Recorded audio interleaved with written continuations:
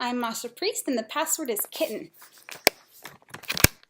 Okay, here we go, people. 1, 2, 3, 4, 5. I'm number 1. You are number 1. Okay, hello, and thank you so much for coming. My name is Masha Priest, and I'm a student at Arizona State University. I am also an employee at a company, so I work at a place where a lot of people do as well. Maybe you have an employer-sponsored plan in your company, maybe you don't. But the whole goal of what we're going to talk today about is retirement, which I know is a super enthralling topic for all of you young ASU students, right? Yes. Lots of ASU students here today. So what we're going to talk today about is the importance of retirement and how retirement now is totally different for us than it was for generations before us. So let's take you back in time. So back in the day, when you had a retirement plan, a company would pay for your retirement. You would get what's called a pension, or defined benefit plan. Military sometimes offer pensions, older like Coca-Cola back in the 50s, etc. They used to offer things like that, which means that employees never really had to learn how to save for retirement. But the issue we're running into is that pensions are no longer happening.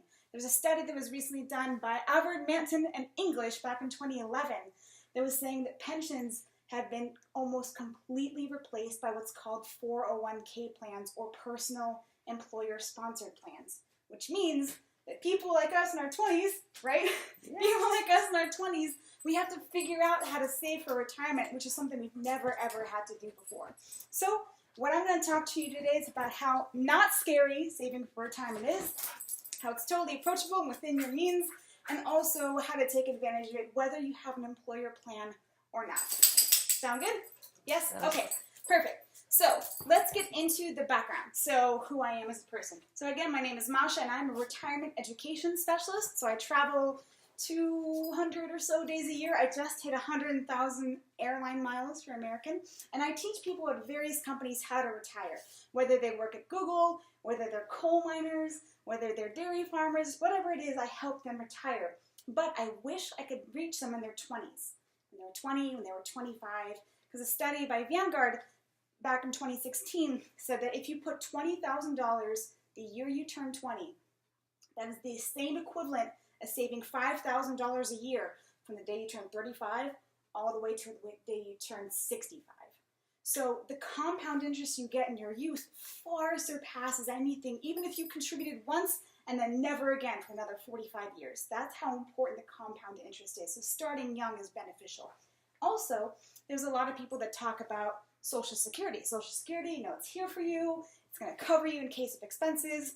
I know that there are people in retirement right now that thought that Social Security would cover them, and that's not the case, right?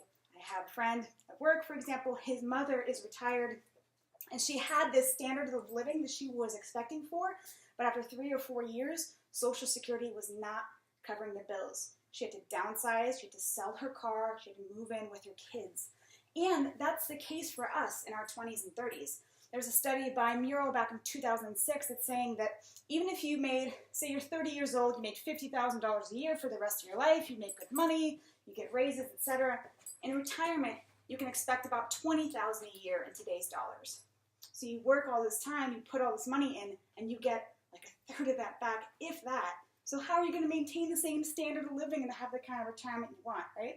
So I have tips on how to do this, and the first thing I want to help you take advantage of is a 401k. Anyone heard of a 401k before? Yes? Okay, it's an employer-sponsored plan. And the wonderful thing about employer-sponsored plans is free money. Free money. There's a company that wants to essentially help you retire as well, but they'll do that only under 2 circumstances. One, if you enroll in the plan, which is not automatic for a lot of places, and 2, if you save enough on your own.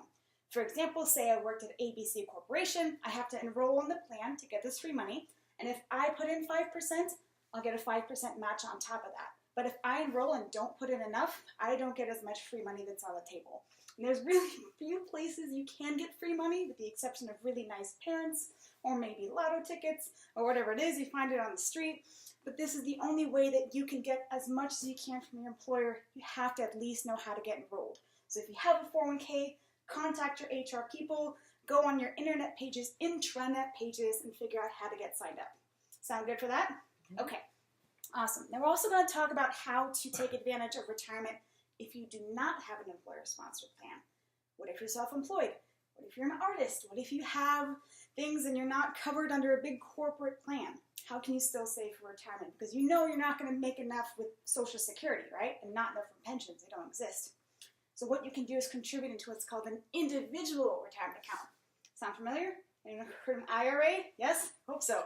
Talk about this all the time. So with an IRA, you can essentially put your own money into a retirement plan and deduct it off of your taxes. So whatever you put in grows, and you pay taxes on it later in retirement.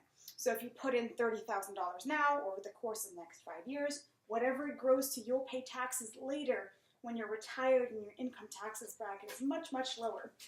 So the benefit for that is if you consider the average 20-year-old or the average freshman in college is significantly underprepared for retirement, and they attribute, there's a Munal 2006 study that also attributes freshmen financial literacy and as opposed to what that means for retirement readiness. The more you know about it in your 20s, in high school, and middle school, the better off you are long term. They've studied this for years and years. So that's really the benefit of saving early on. Even if you can contribute on your own, you can have the benefit of those compounding features over the longer period of time. So basically, just to summarize, you have a 401k. It is totally within your control to be able to retire. And the earlier you can start, I know you're all in your 20s, the earlier you can start, the better benefit you'll have of that compounding long term, because you have way more bang for your buck early on. So again, start now. It is in your control. You have the ability to do so, and feel free to ask any questions afterwards to either your HR team or your bank or your financial institution. So thank you so much for coming, and have a wonderful day. Woo! Okay.